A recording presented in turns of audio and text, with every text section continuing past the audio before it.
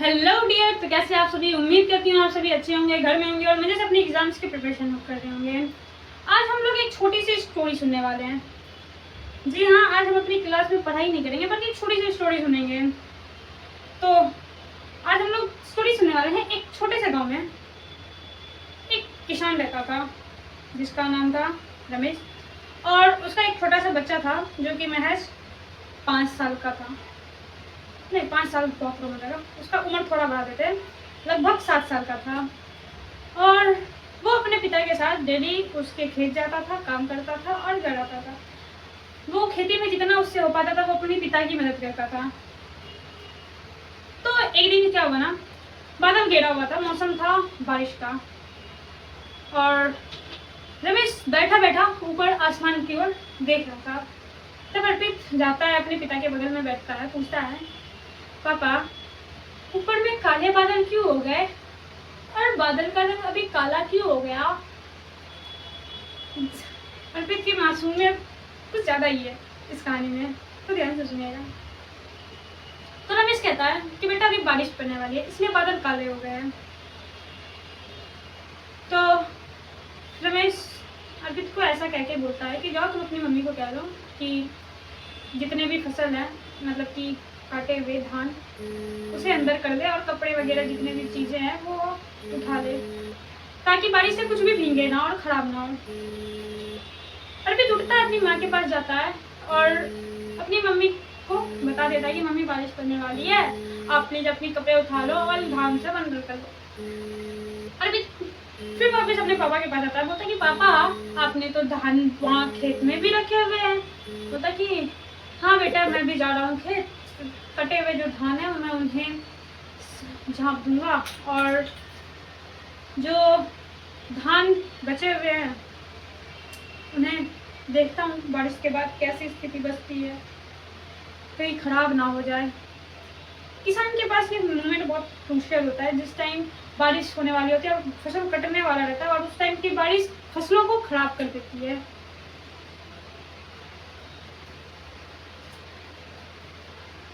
तो रमेश और अर्पित दोनों जाते हैं खेत में। जब फसल कटी हुई थी उसको वो लोग एक पन्नी की मदद से ढक देते हैं, बड़ी सी तिरपाल होती है उसकी मदद से ढक देते हैं, और फिर दोनों बैठ जाते हैं वहीं एक खाट पे जो झोपड़पट्टी बनाई हुई थी उन्होंने, वहीं पे बैठ जाते हैं। तब अर्पित कहता है, पापा हम लोग जो धरती पे रहते हैं ये कैसे बनी, और ये कहीं तो होगी ना किसी जगह पे, इसको किसी ने तो पकड़ के रखा होगा, और ये जो बारिश होती है ये कैसे होती है। रमेश ने अर्पित की ओर देखा, मुस्कुराया और कहा, बेटा धरती जो है ना, ये धरती ये माँ है हमारी, और ये जो धरती है ना वो एक शेष नाग है विष्णु जी के, उसके फन पे मतलब अवस्थित मतलब स्थित है, ऐसे रखी हुई है उनके फन पे, और जब ये चीज हिलती है ना तो भूकंप आता है, और बारिश होती है ना, जब भगवान जी रोते हैं ना तो बारिश होती है। रमेश की बात सुन के अर्पित को लगा कि बताओ भाई, सबके पापा जो बोलते हैं बच्चों को सच ही लगता है। तो अगले साल रमेश की स्कूल स्टार्ट हो गई। रमेश पहुंच गया स्कूल। वहां पे एक टीचर थे जिनका नाम रखते हम लोग गंगाधर तिलक, और ये जो टीचर थे वो भूगोल के टीचर थे, वो उन्होंने बाहर से पढ़ाई की थी और वो उस गांव में फिलहाल पढ़ाने के लिए आए हुए थे बच्चों को, एक सरकारी शिक्षक थे। तो उन्होंने आने के साथ बच्चों को समझाया कि बेटा ये जो पृथ्वी है ना, वो जब उल्कापिंड आपस में दो उल्कापिंड टकराई तो उससे एक जो ब्लास्ट हुआ तो उससे बनी है, उसी से हमारे सौरमंडल का भी निर्माण हुआ है, जिसमें कि उस टाइम 9 ग्रह हुआ करते थे, पर अभी के टाइम में 8 ग्रह होते हैं, आपको पता है। कि फिर ग्रह बने और वो ग्रह सूर्य के चक्कर लगाने लगे। अर्पित ने पूछा, चक्कर लगाने लगे मतलब ये जो घूम रही है पृथ्वी सूर्य के चारों ओर। बोलता हाँ घूम रही है। बोलता मैं नहीं मानता मास्टर साहब, आप झूठ बोलते हो। बोलता है कैसे, तुम बताओ तो मैं कैसे झूठ बोलता हूँ। अर्पित कहता है, मास्टर साहब मेरे पापा ने बताया था कि पृथ्वी जो है वो शेषनाग के फनी पे स्थित है, वो जी हिलते हैं ना तो भूकंप आती है। बोला कि अच्छा ये बात तुम्हारे पापा ने पढ़ाई थी, बताई थी? बोला हाँ मास्टर साहब मेरे पापा जो बोलते हैं सच ही होता है। मेरे गांव में ना सभी लोग मेरे पापा की बहुत इज्जत करते हैं। बोलते हैं अच्छा ऐसा है, चलो ठीक है मान लेते हैं कि शेषनाग पे स्थित है। तुम मुझे एक बात बताओ कि दिन और रात कैसे होते हैं? तो अर्पित जो बच्चा था, भोला बाला था, उस टाइम उसके पेरेंट्स ने ये भी बताया था कि जब शिवजी अपनी तीसरे नेत्र को बंद करते हैं तो रात होती है और जब अपने नेत्रों को खोलते हैं तो दिन होते हैं। तो बोलता है कि अर्पित तो मासूम है क्या? मास्टर साहब वो जो है ना भगवान जी अपने आंखों को बंद करते और खोलते हैं ना तो दिन और रात होती है। बोला अरे वाह भाई वाह, तुमने तो बहुत अच्छा पढ़ के आया, होमवर्क अच्छी की है तुमने। बोला कि हाँ मास्टर जी। अच्छा आपने मुझसे इतनी बात बताई, आप बताओ तो वर्षा कैसे होती है? मास्टर साहब उनको थ्योरी बताते हैं कि भाई नदी होती है, जल समुद्र होते हैं, यहाँ का पानी बाष्प बन के उड़ता है, बादल बनता है, बादल बन के फिर जब इसमें पानी का लोड ओवर हो जाता है तो ये जल वाष्प जो होता है आपस में जुड़ने लगता है और जब जुड़ता है तो ये बादल उसे संभाल नहीं पाते हैं और जब ये बादल नहीं संभाल पाते हैं तो ये जो जल वाष्प जुड़ा हुआ रहता है वो बारिश बन के नीचे आ जाता है पानी के रूप में और यही होती है वर्षा। बोला मास्टर साहब आप गलत पढ़ा रहे हो, आपने कहाँ से पढ़ाई की है? मेरे पापा ने बताया था मुझे कि भगवान जी जब रोते हैं ना, जब उनके आंसू नीचे गिरते हैं ना तो बारिश होती है। बोला अच्छा ये सब पढ़ा के रखा हुआ है तुमने? बोला हाँ।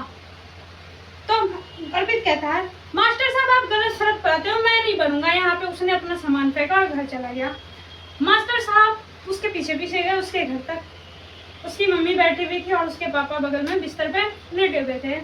अर्पित आता है गुस्से से अपना बस्ता वगैरह फेंकता है, ड्रेस खोलता है, वो भी फेंकता है और चिल्ला के बोलता है मम्मी मैं नहीं जाऊंगा कल से स्कूल, मास्टर साहब गलत शरत पढ़ाते हैं। वो बोलते हैं कि पृथ्वी हवा में लटकी हुई है और सूर्य के चारों ओर चक्कर काट रही है। ऊपर से बताते हैं कि नदी से बाष्प बनता है, बाष्प से बादल बनता है, बादल से फिर पानी गिरता है तो बारिश होती है। मुझे पापा ने बताया था कि ऐसा कुछ नहीं होता।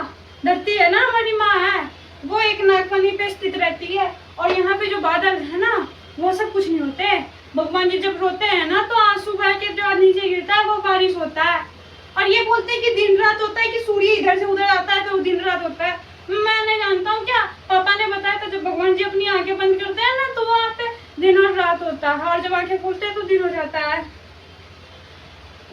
उसकी माँ कहती है बेटा वो मास्टर साहब है ना वो सही पढ़ा रहे हैं, तुम्हारे पापा क्या जानेंगे, वो थोड़ी पढ़े लिखे। तो आप मम्मी बीच में ना बोला, वो मेरे पापा है, वो जो बोलते सही बोलते हैं। अब देखते हैं गांव में सभी लोग उनकी बात मानते हैं, जो वो कह देते हैं वही बात मानी जाती है, इसका मतलब वो सही कह रहे हैं, आप झूठ मत बोलो। अब रमेश उठता है, तब तक मास्टर जी भी अब अंदर आ चुके थे, अर्पित के घर पे आ चुके थे। रमेश उठता है, मास्टर साहब को बोलता है प्रणाम मास्टर साहब।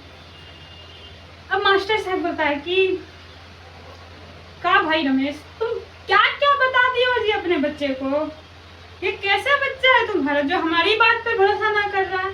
हम मास्टर है, तुम्हें बता हम गलत पढ़ावेंगे का? बताइए ना मास्टर जी आप कहाँ से गलत पढ़ाओगे? हम मूर्ख आदमी हैं, हम बिना पढ़े लिखे, हम ज्यादा थोड़ी जानते हैं, आप जानते होंगे चीजों के बारे में। हम तो ऐसे ही बता दिए, उस टाइम ही पूछत रहा था हमनी के लगे कि का करी है तो बता दे जा, तो हमनी के बता दे। तो बोलता कि तो तुम भी अपने बचवा को समझाओ कि ऐसे ना चढ़िए, अगर ये ना पढ़ी है तो जान ना पढ़ी है कि कौन चीज से जुड़ल बा, ये तो कुछ हो बोल देता। तो मास्टर साहब गलती हो गई, मैं समझाऊं अपने छोरे ने। तो मैं सभी भाषाओं को मिला जुला के बोल रही हूँ, भाई ऐसा बीच में इंटरप्ट मत कर देना। तो मैं समझाऊं अपने छोरे, मैं समझाता हूँ अपने लड़के को। रमेश जाता है अर्पित के पास, उसको बोलता है कि बेटा तुम यहाँ आओ थोड़ा सा। उसको लेके आता है, खाट पे बैठाता है, उसको प्यार से समझाता है। बच्चा है तो भाई डांटना अच्छी बात नहीं है, इसलिए उसका पापा थोड़ा सा समझदार इंसान था, अपने बच्चे से बहुत प्यार करता था। प्यार से समझाता है कि बच्चा वो बेटा वो मास्टर है, वो बाहर से पढ़ के आए हैं, चीज़ों को उन्होंने देखा है, उन्होंने दुनिया देखी है। मैं एक छोटा सा किसान हूँ, मैं गांव में रहता हूँ, गांव के लोग इज्जत करते हैं, मेरी बातें मानते हैं। इसका मतलब ये नहीं कि मुझे दुनिया भर की चीज़ें पता हो। तुमने जो मुझसे प्रश्न पूछा था, मैंने बस उसका जवाब तुम्हें ऐसे ही दे दिया था। मुझे थोड़ी पता है कि वर्षा कैसे होती है। मुझे तो इतना पता है कि बादल आता है, वर्षा होती है। मुझे ये थोड़ी पता है कि धरती किस चीज़ पे अटकी हुई है। मुझे तो बस इतना पता है कि ये धरती है और इसे मैं माँ मानता हूँ। लोग क्या मानते हैं उससे मुझे क्या है। मैंने लोगों के बारे में, लोगों को देखा ही कितना है। रमेश के बातों को समझाने के बाद अर्पित कहता है, पापा फिर भी आप सही हो। आप ही बताओ, अगर भगवान जी दुनिया नहीं बनाएंगे तो दुनिया क्या अपने आप बन जाएगी? यहाँ पे जो पानी सब है अपने आप बन जाएगी। उसके बाद उसका पापा समझाता है, बेटा कुछ भी अपने आप नहीं बनती, उसके पीछे कुछ कारण होते हैं।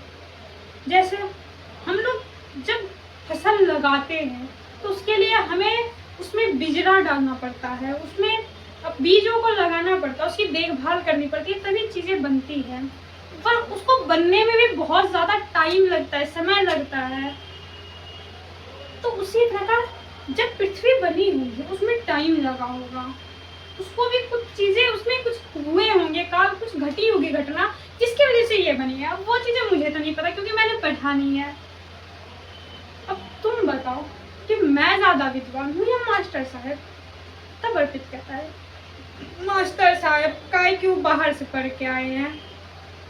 ठीक है पापा, मैं समझ गया। रमेश कहता है, ठीक है, अब जाओ मास्टर साहब को सॉरी बोलो और उनके साथ वापस स्कूल जाओ। तो वो जाता है मास्टर साहब के पास, सर झुकाता है और कहता है, मास्टर साहब हमसे गलती हो गई, प्लीज़ हमको माफ़ कर दीजिए। चलिए मैं आपके साथ स्कूल चलता हूँ। अर्पित उसके बाद मास्टर साहब के साथ स्कूल चला जाता है और फिर जब स्कूल में मास्टर साहब पढ़ाते हैं तो ध्यान से पढ़ता है, चीज़ों को समझता है। और तब उसे पता चलता है कि ज्योग्राफी सिर्फ पृथ्वी के टिकने से, मौसम के बदलने से यहाँ तक सीमित नहीं थी। ज्योग्राफी तो ऐसी चीज़ है जिसको हम अपने आसपास देखते हैं, सुनते हैं, जीते हैं। ये हमारे जीवन की हर चीज़ से जुड़ी हुई होती है। यानी प्रकृति को हम किसी भी रूप में डिफाइन नहीं कर सकते हैं। पेड़ पौधा सब प्रकृति का हिस्सा है। हवा, नदी, जंगल, पठार, वायु, घर, सभी चीज, यहाँ तक कि हम जो इंसान हैं ये भी प्रकृति की एक संरचना है। तो सिंपल भाषा में हम ये कह सकते हैं कि भूगोल वह नहीं है जो सिर्फ हम सुनते हैं, भूगोल वह है जो हम जीते हैं, जो जिंदगी जीते हैं। तो इसको हम सिर्फ कुछ शब्दों में डिफाइन नहीं कर सकते, बल्कि इसके बारे में हम सिर्फ जान सकते हैं। और सिर्फ शब्दों में डिफाइन करते हैं हम लोग कुछ उसके मूलभूत घटनाओं को, कुछ मूलभूत चीज़ों को, ना कि पूरी भूगोल को। तो अब अगले लेक्चर में मिलेंगे, हम लोग पढ़ेंगे भूगोल क्या है, भूगोल की शाखाएं क्या हैं और भी आगे। अगर आप लोगों को ये कहानी अच्छी लगी होगी तो प्लीज़ कमेंट कीजिएगा और बताइएगा कि किन लोगों ने, मतलब किन किन लोगों ने ये कहानी पहले सुन रखी है या किसी ने उन्हें ये कहानी पहले सुनाई है। तो अब मिलते हैं अगले लेक्चर में, तब तक के लिए बाय बाय, धन्यवाद। और हाँ दोस्तों, प्लीज़ लाइक और सब्सक्राइब यार, हमारा भी चैनल ग्रो करो। Bye bye.